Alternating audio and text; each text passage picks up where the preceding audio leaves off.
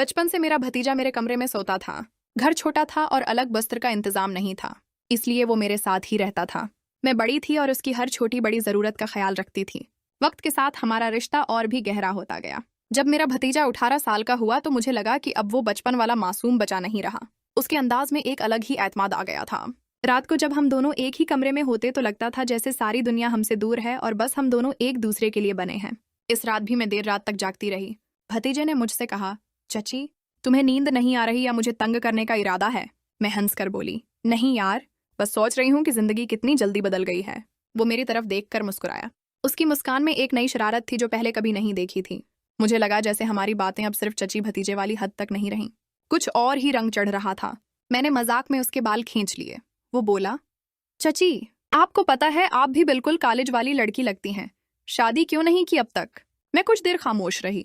बोली, जिंदगी की मजबूरी थी, लेकिन क्या जरूरी है कि खुशियां सिर्फ शादी से मिलें? वो मेरी तरफ और करीब आ गया, जैसे मेरी बात समझने की कोशिश कर रहा हो। उसके चेहरे का वो एक्सप्रेशन मुझे अजीब सा लग रहा था, थोड़ा मासूम भी, थोड़ा अलग भी। मैंने कहा, हो गया, अब सो जाओ, कल तुम्हारी कोचिंग भी है ना? लेकिन उसने हल्की सी मुस्कुराते हुए कहा, ठीक है चची, पर एक बात है, आपके बगैर नींद ही नहीं आती। ये एक लाइन किसी वजह से मेरे दिल की धड़कन तेज कर गई। इस रात हम दोनों एक ही कंबल के नीचे सो गए, मगर नींद हम दोनों की आंखों से दूर ही रही। अंधेरा था, खामोशी थी और एक अजीब सी कशिश, जैसे कहानी अभी शुरू हुई हो। अगली रात भी वही मंजर था। भतीजा कोचिंग से देर से आया था, थोड़ा सा थका हुआ लग रहा था। मैंने कहा, आजा, खाना गर्म कर देती हूँ। उसने थोड़ा सा खाया और सीधा मेरे कमरे में आकर बिस्तर पर गिर गया। मैंने मजाक में कहा, बस इतनी थकावट? अभी तो तेरी जवानी की उम्र है और इस तरह थक कर गिर जाता है।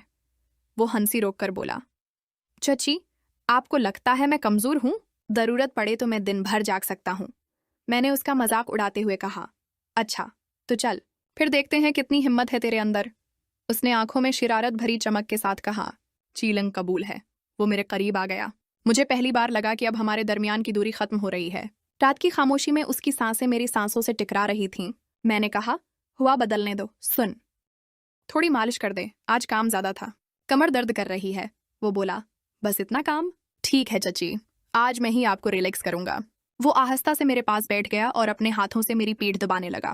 मुझे लगा जैसे उसके हाथों में कोई अलग ही ताकत हो। मैं चुपचाप लेटी रही, पर अंदर से एक अजीब सी गर्मी फैल रही थी। मैंने उसकी तरफ देखकर कहा, वाह, अब तो डॉक्टर लग रहे हो। वो हंसकर बोला, डॉक्टर से भी ज्यादा ख्याल रखता हूं मैं आपका। इसके अल्फाज में एक निशा था, एक डबल मीनिंग जो मैं समझ रही थी पर चुपचाप एंजॉय भी कर रही थी। थोड़ी देर बाद मैं उठने लगी तो उसने मेरी कलाई पकड़ ली। उसकी गिरफ्त में एक अजीब सा जुनून था। उसने आहिस्ता कहा, चची, आपको लगता है मैं अब भी वही छोटा भतीजा हूं? मैं एक लम्हे के लिए उसकी आंखों में देख कर रह गई। उसकी बातों में मासूमियत भी थी और एक नया जज्बा भी। मैंने बस हल्की सी मुस्कुराते हुए कहा, सोचा दीवाना वक्त सब कुछ समझा देगा, लेकिन इस रात ने हमारी जिंदगी के नए सफर की बुनियाद रख दी थी। खामोशी के अंदर छिपा हुआ वो राज जिसमें सिर्फ हम दोनों शामिल थे। अगली सुबह घर में सब अपने कामों में मसरूफ थे, लेकिन मेरी और मेरे भतीजे की आंखों में रात वाली बातें अब भी घूम रही थीं। हर बार जब हमारी नजरें मिलते एक अजीब सी शरारत छिप जाती। शाम को जब मैं किचन में काम कर रही थी, वो पीछे आकर खड़ा हो गया। आहिस्ता से बोला, चची, आज रात फिर देर तक बातें करेंगे? मैंने उसकी तरफ देखे बगैर कहा, तुम्हें लगता है मैं इतनी फारिग हूं? कल सुबह मुझे काम पर भी जाना है। वो मजाक में बोला, काम तुम्हारा फर्ज है या मेरा? इसके अल्फाज ने मुझे एक लम्हे के लिए हिला दिया। मैं गुस्से का ड्रामा करते हुए कहने लगी, ज्यादा शरारत मत करना, वरना माँ को बता दूंगी। वो हंस कर बोला, अब तो जुड़ती भी प्यार से है। इस रात वो फिर मेरे कमरे में आया। अंधेरा था, बस खिड़की से हल्की चांदनी का नूर अंदर आ रहा था। वो बस्तर पर बैठकर बोला, चची, एक बात कहूं? मैंने कहा, हाँ कहो। वो थोड़ा रख कर बोला, चची, जब मैं आपके पास होता हूं ना, लगता है जैसे दुनिया की सारी परेशानियां दूर हो जाती हैं। और सच कहूं तो मुझे नींद भी तब आती है जब मैं आपके पास होता हूं। मुझे उसके अल्फाज में एक अलग ही खड़दरापन महसूस हुआ, जैसे वो दिल की बात अंदर से कह रहा हो। मैंने हल्की सी मुस्कुराते हुए कहा, पागल, अब भी वही छोटा बच्चा है जो बचपन से मेरी गोद में सोता था। वो मेरे करीब आया, आंखों में देखकर बोला, नहीं चची, अब मैं बच्चा नहीं रहा। इस वक्त एक खामोशी छा गई जो सब कुछ कह रही थी। उसकी सांसें तेज थीं, मेरी धड़कन बढ़ रही थी। कंबल के अंदर हम दोनों बिल्कुल करीब करीब थे। हर छोटी बात अब डबल मीनिंग बन गई थी। मैंने मजाक में कहा, चुप कर, सो जा अब। वो हंस कर बोला, ठीक है, पर आज मैं तुम्हारे इतना करीब सोऊंगा कि दौरी का नाम वो निशान भी न रहे। और फिर उसने अपना सिर मेरे कंधे पर रख दिया। इस लम्हे मुझे लगा कि रात का सफर अब नया मोड़ लेने वाला है। आज रात जब उसने अपना सिर मेरे कंधे पर रखा तो मुझे पहली बार लगा कि वक्त कितनी तेजी से बदल गया है। बचपन से जो रिश्ता सिर्फ मासूमियत तक था, अब उसमें एक नई कहानी लिखी जा रही थी। मैं खामोश रही, लेकिन उसकी सांसें मेरी गर्दन को छू रही थीं। अंधेरा, खामोशी और कर्बत सब कुछ एक नशा बन चुका था।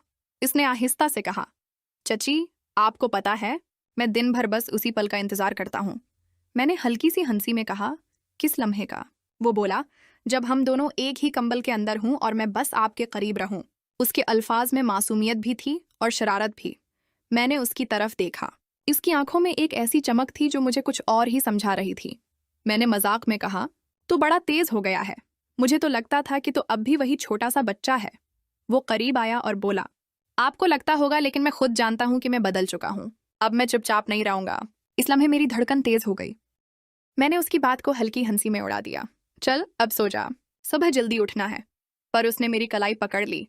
उसकी पकड़ बिल्कुल मजबूत थी, जैसे कह रहा हो कि अब मैं दौड़ ना जाऊं।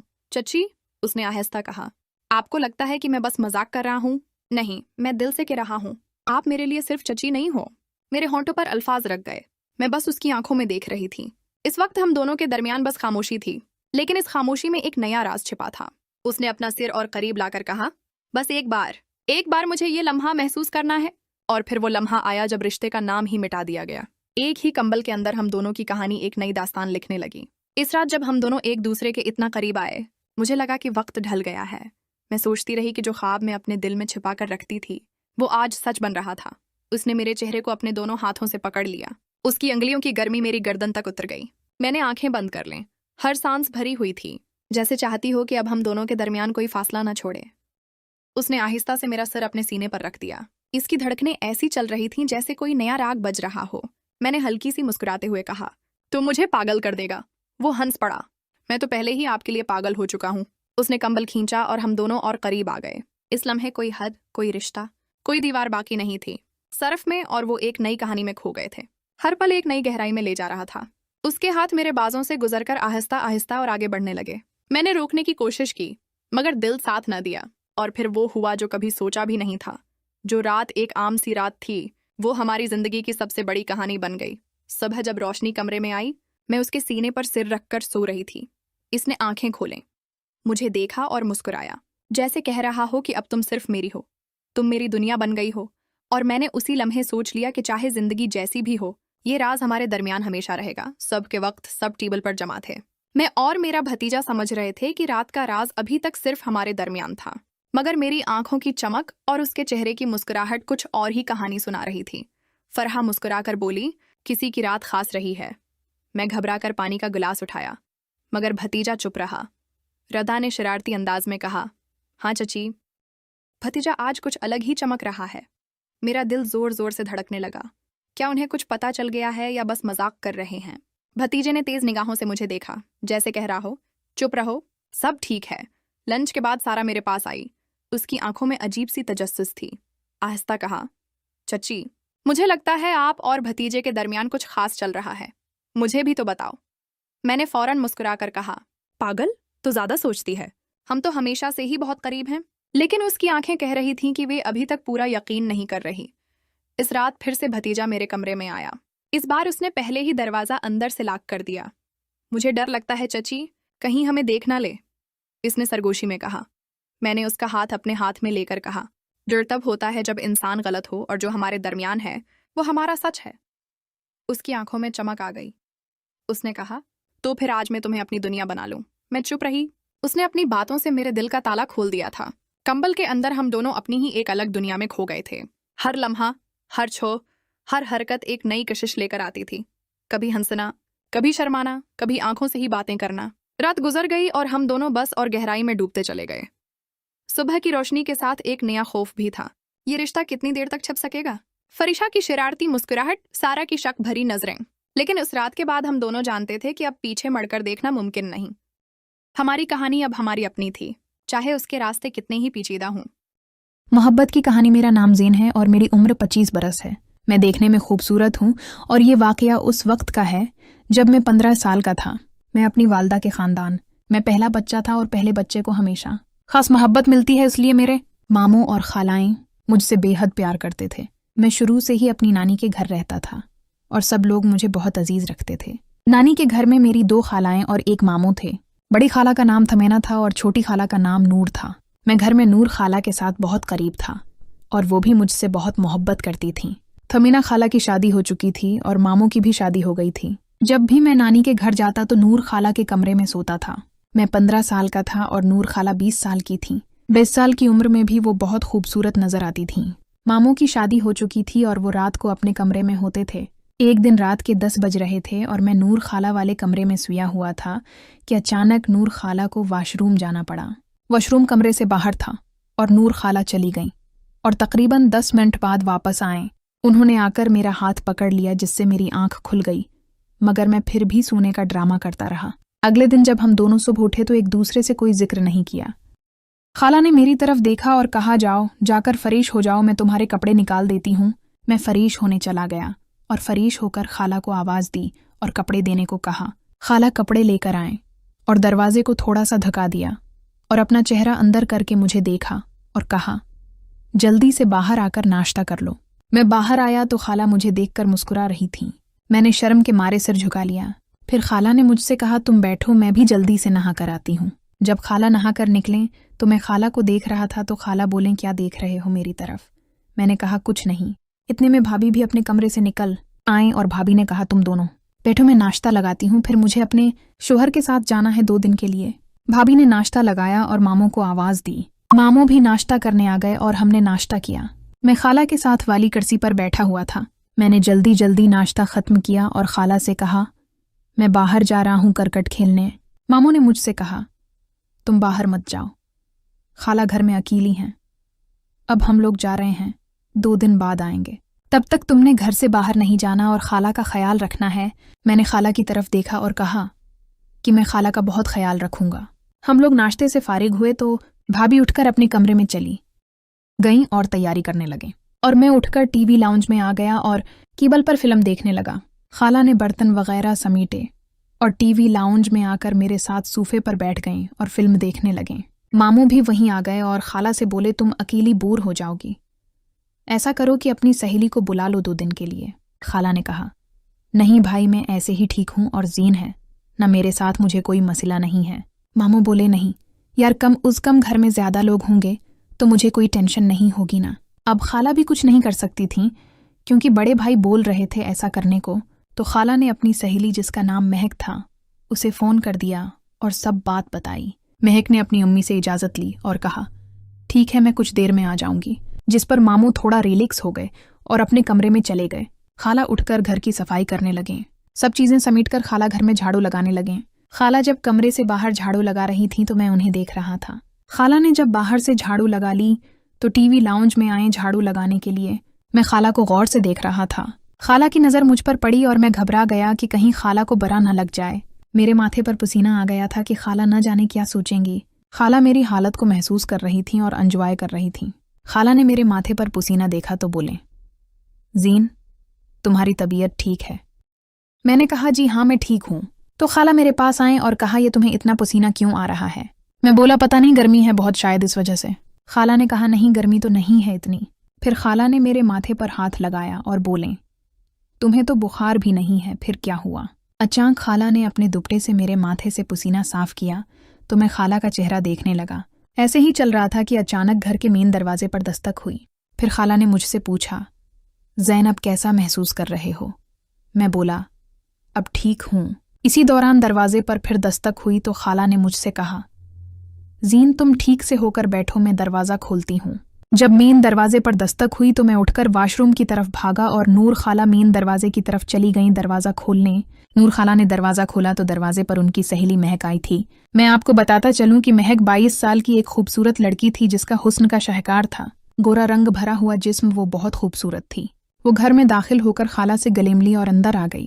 दरवाजे की आवाज़ सुनकर मामू भी अपने कमरे से बाहर आ गए थे। महक ने मामू को सलाम किया और मामू ने महक के सलाम का जवाब दिया। उसके बाद नूर खाला महक को अपने कमरे में ले गईं। वहां जाकर नूर ने चादर उतार कर 2 दोपटे ले लिए। मैं वॉशरूम से निकलकर टीवी लाउंज में आया और वहां बैठकर वही फिल्म दोबारा देखने लगा। इतनी देर में भाभी और मामू कमरे से बाहर आए और मामू ने बैग उठाया हुआ था। मामू ने हम सबको आवाज़ दी और कहा, अच्छा हम जा रहे हैं घर का और अपना ख्याल रखना। और मामू ने नूर खाला को 5,000 रुपए दिए घर के खर्चे के लिए। फिर मामू ने मुझसे कहा, ज़ेन तुमने घर से बाहर नहीं निकलना और घर की जिम्मेदारी अब तुम पर है। मामू ने मुझे भी 1,000 रुपए दिए खर्चे के लिए और मैं खुश हो गया। मामू और भाभी चले गए तो नूर खाला ने मेन डोर लॉक क्या और महक से कहा, महक तुम ज़ीन के साथ टीवी लाउंज में बैठो, मैं झाड़ू दे दूं, फिर गपशप लगाते हैं। महक आकर टीवी लाउंज में मेरे साथ सोफे पर बैठ गई और नूर खाला हमारे सामने झाड़ू लगाने लगे। मैं अब डर रहा था क्योंकि अब तो घर में महक भी थी और मुझे उसकी तबीयत का पता नहीं था। मैं खाला के चेहरे को गौर से देख रहा था। खाला ने मेरी तरफ देखा और मुस्कुराकर झाड़ू लगाने लगे। खाला झाड़ू लगा रही थी।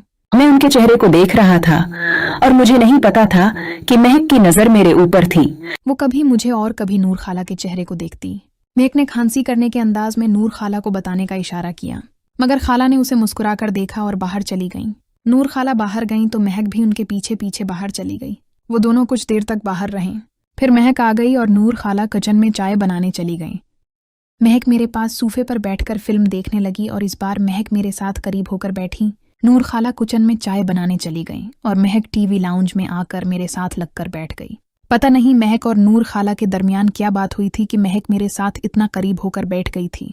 महक फिल्म भी देख रही थी और मेरे साथ लगकर बैठी थी कि फिल्म देखते देखते फिल्म में एक रोमांटिक मंजर आया। मैंने वो मंजर देखा और महक मेरे साथ बैठी हुई थी। मैं रिमोट ढूंढने लगा और रिमोट उठाकर मैं चैनल बदलने लगा कि महक की आवाज़ आई, इरे ये चैनल क्यों बदल रहे हो? मैं बोला, दूसरी फिल्म देखते हैं। महक बोली, क्यों, इसमें क्या है? मैंने कुछ नहीं कहा और मैं कमरे से बाहर आ गया। मैं अपने रूम में चला गया। खाला ने मुझे कमरे में जाते हुए देख लिया था। जब वो चाय वगैरह बनाकर फारिग हुए तो उन्होंने मुझे किचन से ही आवाज़ लगाई और कहा, ज़ीन आ जाओ, चाय पी लो। मैंने कहा, आता हूँ 5 मिनट में। खाला चाय टीवी लाउंज में ले गई। मैं जब टीवी लाउंज में जाने लगा तो नूर खाला महक के साथ बातें कर रही थी। महक खाला से बोली, अरे नूर, जब तो झाड़ू लगा रही थी तो ज़ैन तेरे चेहरे को गौर से देख रहा था। खाला बोले, मुझे पता है। इस पर महक बोली, अरे वाकई कहा, तुझे पता था कि वो तेरे चेहरे को गौर से देख रहा है और तो फिर भी उसके सामने ऐसी ही रही।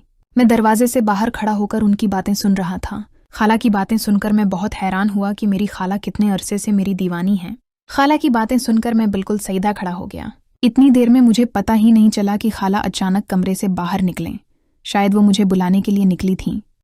खाला मुझे बाहर देखकर अचानक घबरा गईं। 1 मिनट के लिए खाला सोच में गुम हो गईं। वो समझ गई थीं कि मैंने उनकी बातें सुन ली हैं। मैंने घबराते हुए कहा, वो खाला में आ रहा था, अब क्यों आए? खाला ने कहा, मैं तुम्हें बुलाने आई थी, मेरी चाय ठंडी हो रही है। मैं खाला के साथ कमरे में दाखिल हुआ और खाला ने मुझे सोफे पर बैठाया और मेरे साथ बैठ गईं।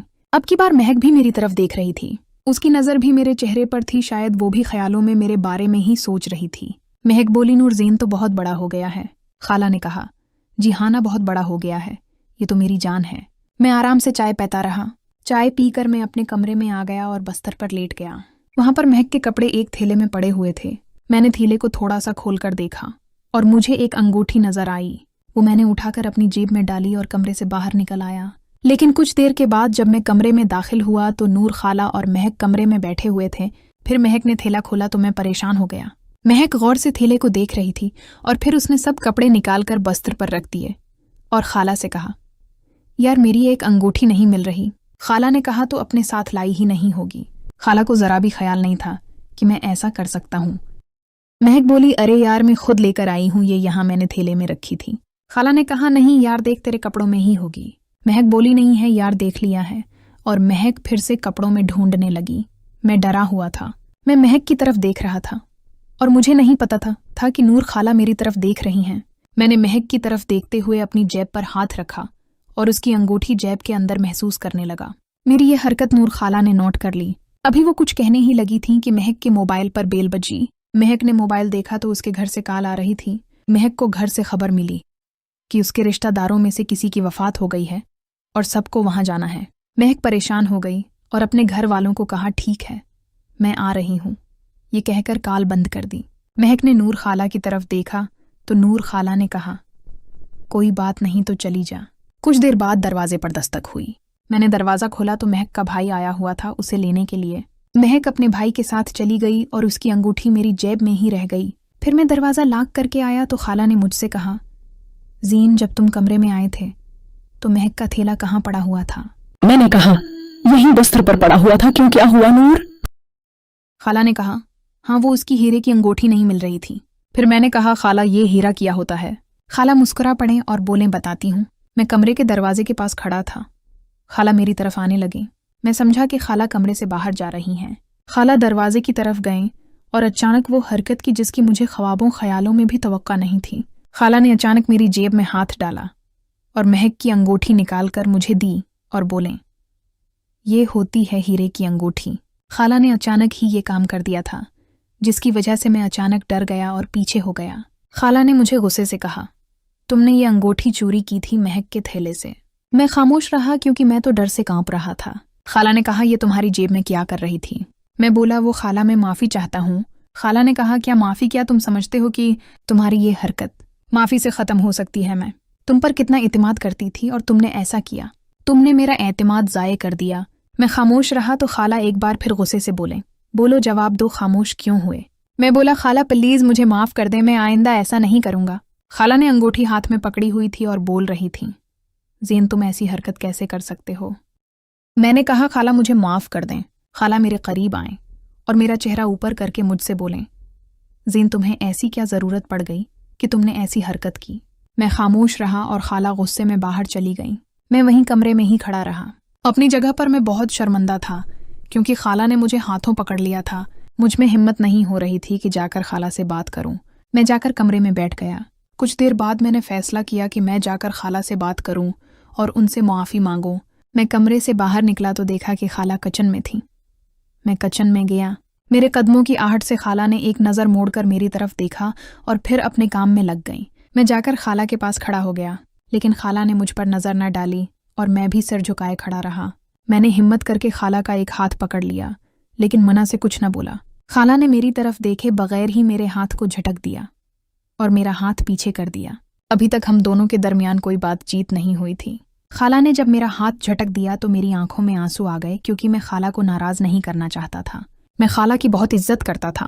मैंने एक बार फिर से खाला का हाथ पकड़ा और खाला ने फिर मेरे हाथ से अपना हाथ छुड़ा लिया। मैं अचानक नीचे बैठकर खाला के पाँव पकड़ लिए और कहा, खाला प्लीज़ मुझे मारो, बहुत पिटाई करो मेरी, लेकिन मुझसे नाराज़ ना हो। लेकिन खाला ने मुझे पीछे कर दिया। वो सच में मुझसे नाराज़ हो रही थी क्योंकि वो सोचने लगी थी कि महक मुझे अच्छी लगती है, इसलिए मैंने उसकी अंगूठी चोरी की है। मुझे रोना आ गया और मैं रूप।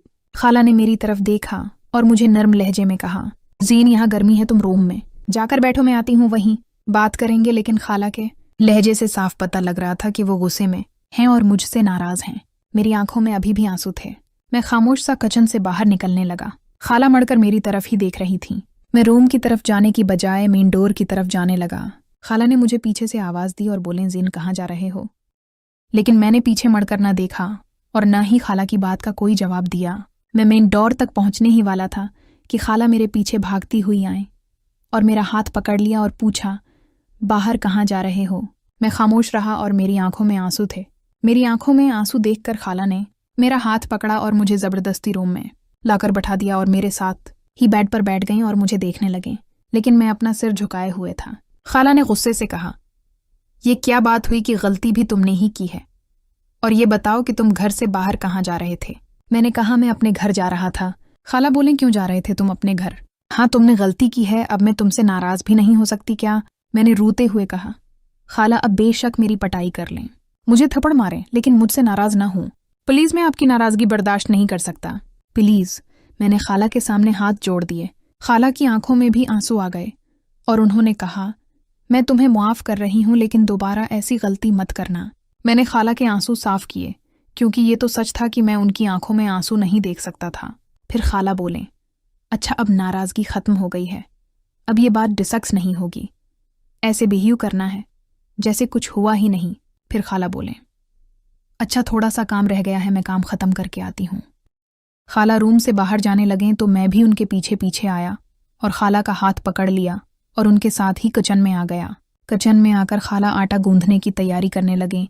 किचन में ऐसी जगह भी थी कि खाला खड़े होकर आटा गूंध सकती थी, लेकिन खाला ने मुनासिब समझा कि फर्श पर बैठकर आटा गूंधने लगें। आटा गूंथते हुए खाला के बाल उनके चेहरे पर आने लगे। खाला अपने हाथ की पश्ट से बाल पीछे कर देते हैं क्योंकि उनके हाथ पर आटा लगा हुआ था। 2-3 बार उनके बाल उनके चेहरे पर आए जिन्हें खाला ने पीछे कर दिया। ऐसे ही बाल पीछे करते हुए खाला के हाथ पर लगा हुआ आटा उनके माथे पर लग गया। खाला ने मेरी तरफ देखा और बोले, ज़ैन, मेरे हाथों में आटा लगा हुआ है, प्लीज़ ज़रा यहाँ आओ और ये माथे से आटा साफ कर दो। मैं आगे बढ़ा और खाला के माथे से आटा साफ कर दिया। फिर मैं बावर्ची खाने से निकलकर सीधा टीवी लाउंज में आया और टीवी ऑन कर लिया।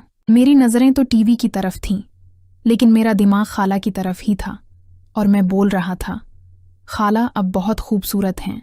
मैं सोफे पर बैठा हुआ था। सोफे की बीक साइड पर दीवार थी, लेकिन दीवार और सोफे के दरमियान तकरीबन 3 फुट का गैप था। मैं जैसे ही सोफे से उठा मैंने जरा सा पीछे घूम कर देखा तो सोफे की बीक साइड पर खाला दीवार से लगकर खड़ी हुई थी और वो मुझे ही देख रही थी। मैं एक बार फिर डर गया और अब मैंने सोचा कि ज़ीन बेटा, अब तो बचने के कुछ चांस नहीं है, क्योंकि सुबह से ये दूसरी बार हो गया था जब मेरी गलती पकड़ी गई थी। खाला ने मुझे कुछ न कहा और खाला के मुन्ना से भी आवाज़ नहीं निकल रही थी। खाला ने मुझे कुछ देर तक देखा और मैं खाला को देख रहा था। फिर खाला बोले, वो मैं तुम्हें खाने पर बुलाने के लिए आई थी, तुम जाकर चेंज कर लो और नहा लो, मैं खाना लगाती हूँ। मैं हैरान रह गया कि खाला ने मुझे कुछ क्यों नहीं कहा और खाला ऐसे अंदाज में बर्ताव कर रही थी जैसे उनकी चोरी पकड़ी गई हो। फिर मैं खाला के पास चला गया। खाला ने मेरी तरफ देखा और एक मुस्कुराहट फेंकी और मुझे कहा, ज़ीन प्लीज़ मदद करो मेरी खाना लगाने में। मैंने उनके हाथ से कुछ बर्तन लिए और डाइनिंग टेबल पर रख दिए। खाला भी आ गईं और फिर खाला ने एक ही प्लेट में सालन डाला और पहला लुकमा खाला ने खुद ही मेरे मुन्ना में डाला। मैं खुश हो गया। खाला मेरी तरफ प्यार भरी नज़रों से देख रही थी और मैं भी दिल ही दिल में खुश हो रहा था कि खाला ने मेरी उस हरकत का बुरा नहीं माना था। फिर मैंने भी खाला को एक लुकमा खुलाया। इसी तरह एक लुकमा वो मुझे खुलाते और मैं एक लुकमा खुलाता हमने खाना ख़त्म किया। खाला किचन में बर्तन वगैरह रख कर आए तो मुझे टीवी लाउंज में पाया। खाला बोले, ज़ेन में तो थक गई हूँ, मैं सोने जा रही हूँ। ये कहकर खाला अपने कमरे में चली गईं, जो मेरा और उनका रूम था। मैंने भी टीवी ऑफ किया और खाला के पीछे पीछे कमरे में आ गया। जब मैं उनके कमरे में आया तो वो सो चुकी थीं। फिर मैं उनके पास ही बैठ गया और उन्हें देखने लगा। मेरी खाला सोती हुई बहुत प्यारी लग रही थी, बहुत मासूम सी। ऐसा लग रहा था जैसे कोई परी उड़ते उड़ते थक गई हो और फिर वो नींद की आगोश में चली गई हो। मेरी खाला बहुत खूबसूरत थी, या फिर शायद मेरी नज़र में वो दुनिया की सबसे हुसीन लड़की थी। सुबह हुई, खाला उठें और मुझे कहा कि बाहर आइसक्रीम खाने चलते हैं, जाओ तुम कपड़े तब्दील करके आओ। फिर मैं भी कपड़े लेकर तब्दील करने चला गया और खाला तैयार होने लगी। मैं नहाकर और कपड़े तब्दील करके आया तो खाला तैयार हो चुकी थीं और रेडी थीं। मैंने भी कंघी की और खाला से कहा कि चलें। हम लोगों ने घर को लॉक किया और निकल गए। हम लोग रिक्शे में बैठकर बाजार गए और वहाँ पर एक अच्छा सा आइसक्रीम पार्लर देखा जहाँ पर अलग अलग कीबन बने हुए थे। कीबन सिर्फ पर्दों के बने हुए थे। वेटर ने हमें एक कीबन में बैठाया और आर्डर लेकर चले गए। हमारे साथ वाले कीबन में कोई जोड़ा बैठा हुआ था और वहाँ से बातों की आवाज़ आ रही थी। वेटर ने हमारे सामने आइसक्रीम रखी और पर्दा ठीक करके चला गया। जब वेटर ने पर्दा खींचकर ठीक किया तो साथ वाले कीबन का पर्दा भी हल्का सा खींच गया, जिसे इस जोड़े ने नोट नहीं किया, लेकिन मैंने नोट कर लिया। मैंने ज़रा सा पीछे होकर देखा तो मुझे साथ वाले कीबन में लड़की की एक झलक नज़र आ रही थी, लेकिन उसे मैं नज़र नहीं आ रहा था। हम लोग आहिस्ता आहिस्ता आइसक्रीम खाने लगे। आइसक्रीम खाते खाते मेरे कानों में कुछ आवाज़ आने लगी। मैंने आवाज़ पर अपने कान लगाए तो मुझे ऐसा महसूस हुआ जैसे कोई प्यार मोहब्बत की बातें कर रहा हो। खाला ने भी इन आवाज़ों का नोटिस लिया और मेरी तरफ देखने लगे। मैं थोड़ा सा पीछे होकर साथ वाले कीबन की तरफ देखा तो वहाँ पर वो जोड़ा प्यार मोहब्बत की बातों में मशगूल था। मैंने खाला को अपनी आंखों से इशारा किया और अपने पास आने को कहा। खाला ने भी मुझे आंखों ही आंखों में पूछा कि क्या हुआ। मैंने फिर से खाला को इशारा किया कि आओ तो सही। खाला उठकर मेरे पास आए तो मैंने होंठों पर हाथ रखकर उन्हें खामोश रहने का इशारा किया और साथ वाले कैबिन की तरफ देखने को कहा। मैं बैठा हुआ था, खाला खड़ी हुई थीं और उन्हें देखने लगीं। 20 साला मिसेस फौजिया अपनी शादी के फौरन बाद ही अपने शौहर हारिस के साथ पाकिस्तान से अमेरिका चली गई थीं। फौजिया की शादी के बाद पाकिस्तान की रिवायती सासों की तरह फौजिया की सास की भी यही ख्वाहिश थी कि फौजिया शादी के पहले साल ही बच्चे की मां बन जाए, और फौजिया भी अपनी शादीशुदा जिंदगी और अपने शौहर हारिस से बहुत खुश थीं। मगर ये खुशी एक हफ्ता ही कैसे गुजरा था कि इस वक्त खत्म हो गई जब मुलाजमत के दौरान हारिस ने अपनी पाकिस्तानी आईटी मुशावरती फर्म के सबसे बड़े और अच्छे क्लाइंट को अपनी गलती और बेवकूफ़ी से खो दिया था। फौजिया जानती थीं कि इसकी वजह से उनका शौहर हारिस इन दिनों बहुत परेशान था, क्योंकि इस आईटी मुशावरती फर्म ने ही हारिस को इसकी काबिलियत की बुनियाद पर दुबई से मुंतखब करके वर्क वीज़ा पर अमेरिका में नौकरी दी थी। इस कंपनी के पाकिस्तानी मालिक मिस्टर वसीम कल शाम ही पाकिस्तान से वापस अमेरिका आए थे और आते ही उन्होंने फ़ोन करके हारिस को अगले दिन काम के दौरान ही लंच टाइम में अपने घर पर मुलाकात के लिए बुला लिया था। अपनी कंपनी के मालिक की ये कॉल सुनते ही हारिस को इस बात का पक्का यकीन हो गया था कि मिस्टर वसीम से होने वाली ये पहली मुलाकात ही हारिस के लिए आखिरी मुलाकात साबित होगी और हारिस को अपनी गलती का खमियाजा नौकरी से बरतरफी की सूरत में भुगतना पड़ेगा। यही वजह थी कि अगली सुबह काम पर जाते हुए हारिस की परेशानी में बहुत ज्यादा इजाफा हो चुका था। इधर हारिस अपनी परेशानी में मुब्तला था, दूसरी तरफ उसकी निहायत खूबसूरत और वफादार बीवी फौजिया की हालत भी इससे मुख्तलिफ नहीं थी। अपने शौहर के ऑफिस जाने के बाद एक सफ़ेद सलूस ब्लाउज और स्याह कैपरी में मलबूस होकर मुतालिया की मेज़ पर बैठी फौजिया अपनी ठोड़ी पर हाथ रखे गहरी सोच में डूबी हुई थीं। हारिस पिछले कुछ हफ्तों से बहुत खौफजदा है। वो सोचता है कि इस बड़े अकाउंट को खोने की पादाश में मिस्टर वसीम इसे आजकल नौकरी से ज़रूर निकाल देंगे। अपने शौहर की परेशानी के बारे में सोचते हुए फौजिया के दिल में इस वक्त ये ख्याल चल रहा था। मुझे उम्मीद है कि ऐसा नहीं होगा, फौजिया ने सोचते हुए खुद को उम्मीद दिलाई। हो सकता है कि मिस्टर वसीम हारिस को नौकरी से निकालने की बजाय सिर्फ एक वार्निंग देकर ही छोड़ दें। वैसे हारिस को नौकरी से हाथ धोना पड़े तो इन दोनों को अमेरिका में रहने में काफ़ी तकलीफ होगी, क्योंकि इनके ग्रीन कार्ड जिसे STS ने ही इनके लिए स्पॉन्सर किया था वो भी अब तक नहीं आया था। फौजिया अपनी इन्हीं सोचों में गुम थीं कि इतने में उनकी नज़र पास पड़ी मेज़ पर पड़े एक कागज़ पर पड़ी जिस पर उनके शौहर हारिस ने कल रात अपने बॉस के घर का एड्रेस और फ़ोन नंबर लिखा था। इस कागज़ पर नज़र पड़ते ही फौजिया को मिस्टर वसीम के मुतालिक कही गई अपने शौहर हारिस की बात याद आई कि सुनने में आया है कि मिस्टर वसीम एक बहुत अच्छे और मदद करने वाले इंसान हैं।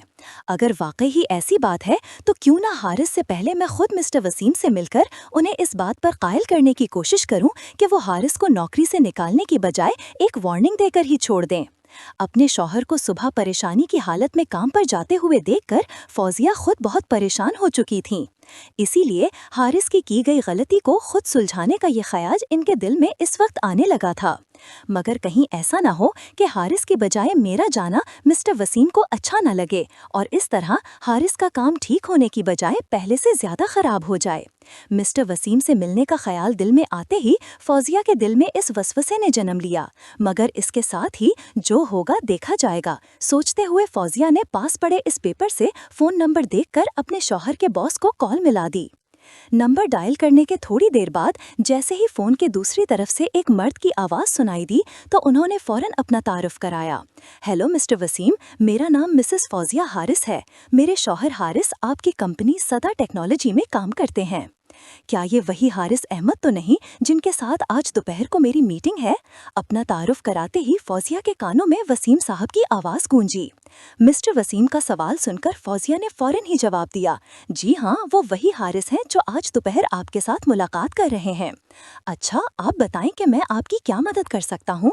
फौजिया का जवाब सुनकर मिस्टर वसीम ने अंग्रेजी की बजाय इस बार फौजिया से उर्दू में पूछा। सबसे पहले तो मेरी आपसे एक गुजारिश है कि बराए मेहरबानी हारिस को मत बताइएगा कि मैंने आपको कॉल की है।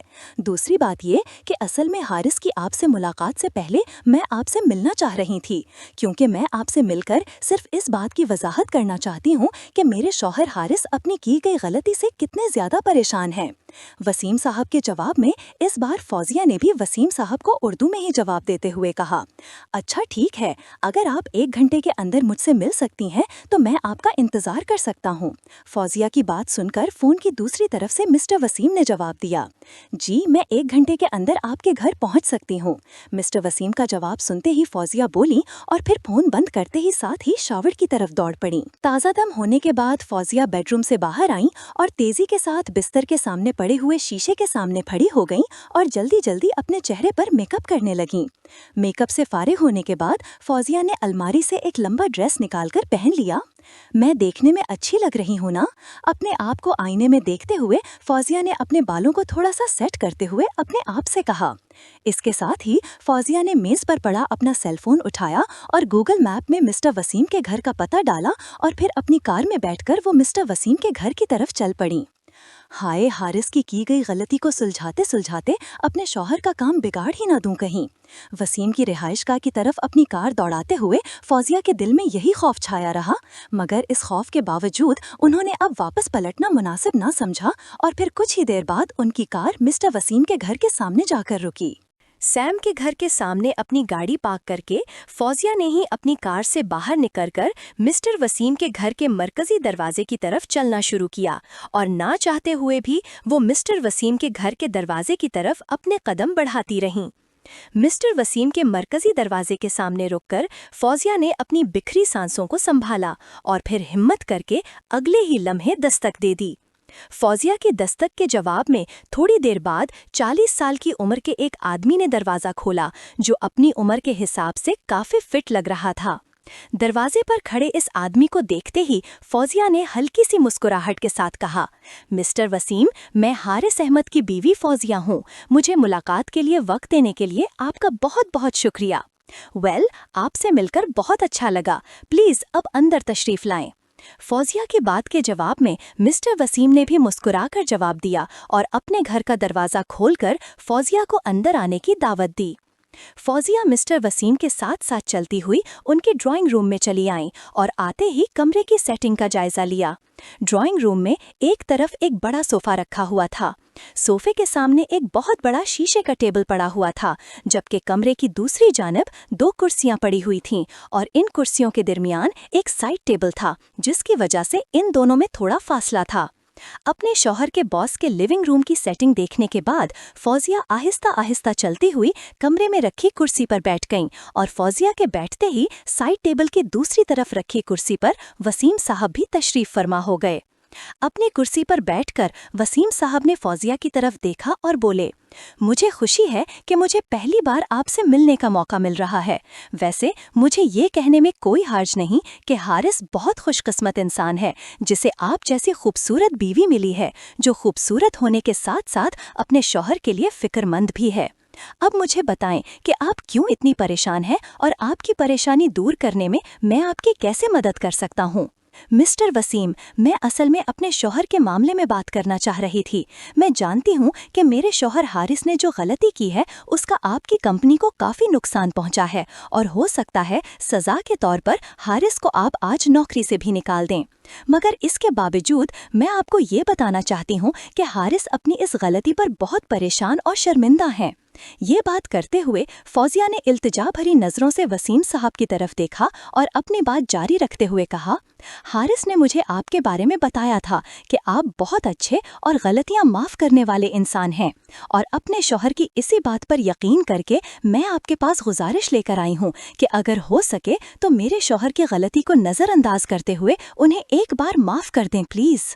अपने दिल की बात कहते ही फौजिया की आंखों में ना जाने क्यों अपने जज्बात पर काबू न रख सकें, जिसकी बिना पर उनकी आंखों में आंसू आ गए और वो अपने हाथों को अपनी आंखों पर रखकर यकायक रोने लगीं।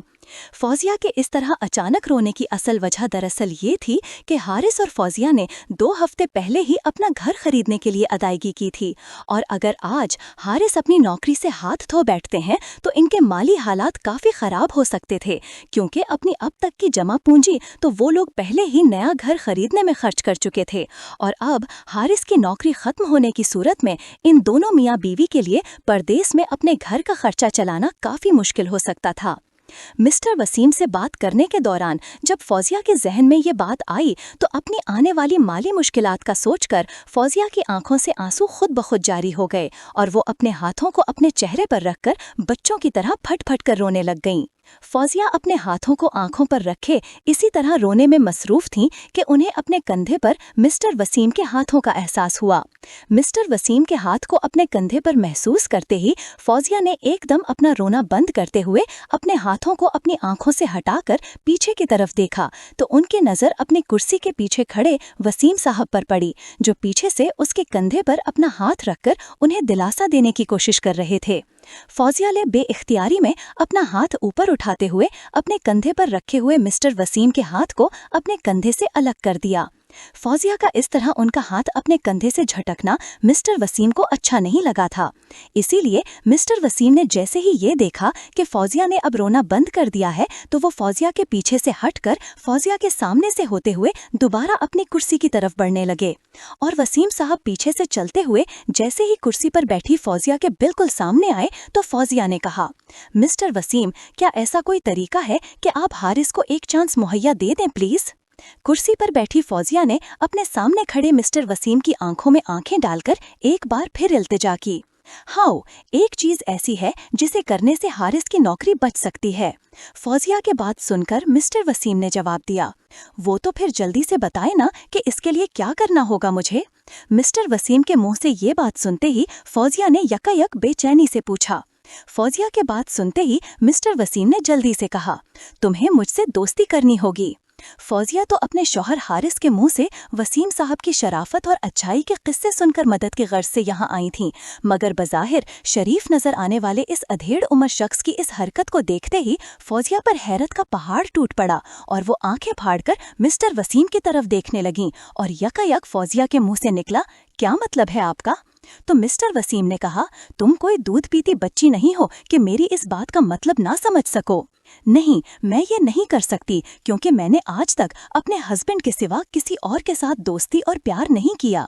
वसीम साहब की बात का मतलब अच्छी तरह समझते हुए फौजिया ने जवाब दिया, कोई बात नहीं, अगर पहले कभी किसी से दोस्ती नहीं की तो आज कर लो, क्योंकि अपने शौहर की जान बचाने के लिए मुझसे दोस्ती करने का सौदा बुरा नहीं बेगम फौजिया।